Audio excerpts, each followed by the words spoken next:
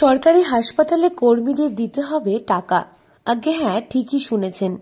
সন্তান প্রসব করলেই হাসপাতালের কর্মীদের দিতে হবে টাকা, তবে অল্প স্বল্প নয়, কড়কড়ে 500 টাকা।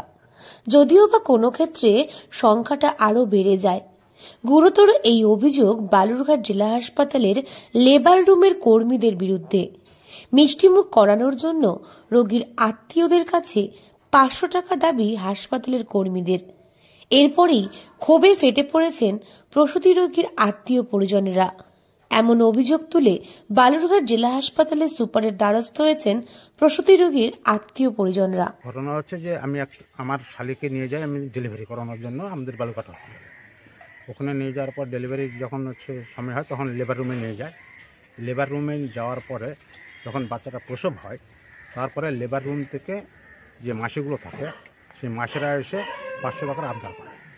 সেই পয়সাটা না দেওয়ার জন্য পরে আমার ওই মাসিগুলো আমার স্ত্রীকে মানে থ্রেট করে, এক কথায়, যার জন্য কমপ্লেনটা করে।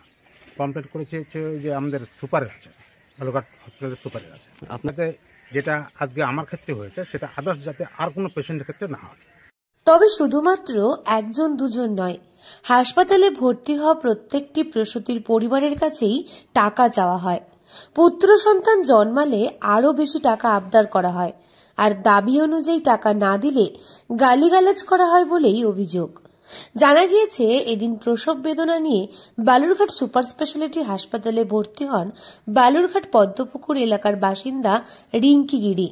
ভর্তির কিছুক্ষণ বাদই কন্যা সন্তানের জন্ম দেন তিনি। সন্তান জন্মানোর পরে মিষ্টিমুখ করার জন্য তার পরিবারের কাছ থেকে 500 টাকা দাবি করেন লেবার রুমের অস্থায়ী কর্মী ও আয়ামাসিরা।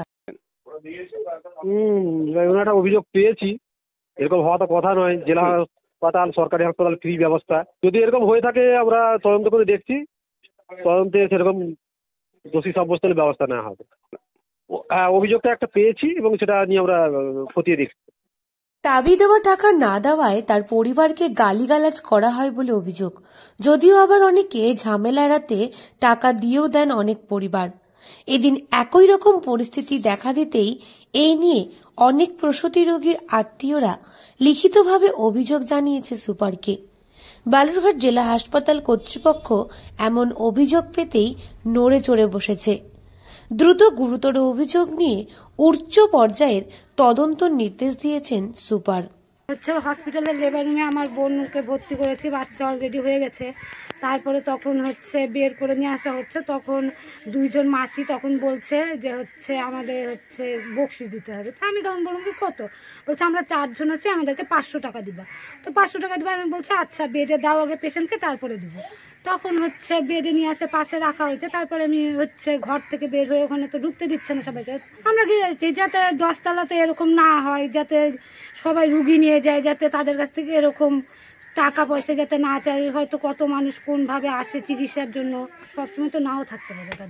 তবে এই অভিযোগ দিনের পর দিন বেড়েই চলেছে। রোগীর পরিজনদের দাবি, শিশু জন্মানোর পর অতিরিক্ত মূল্য হাসপাতালের কর্মীদের দিতে যথেষ্টই বেগ পেতে হচ্ছে। অনেক পরিবারই রয়েছে টাকার অভাবে সরকারি হাসপাতালই তাদের একমাত্র ভরসা। এক্ষেত্রে টাকা দিতে না পারলে সমস্যার সম্মুখীন হচ্ছেন যথেষ্টই। দক্ষিণ দিনাজপুর থেকে সুস্মিতা গোস্বামী রিপোর্ট, লোকাল 18 বাংলা।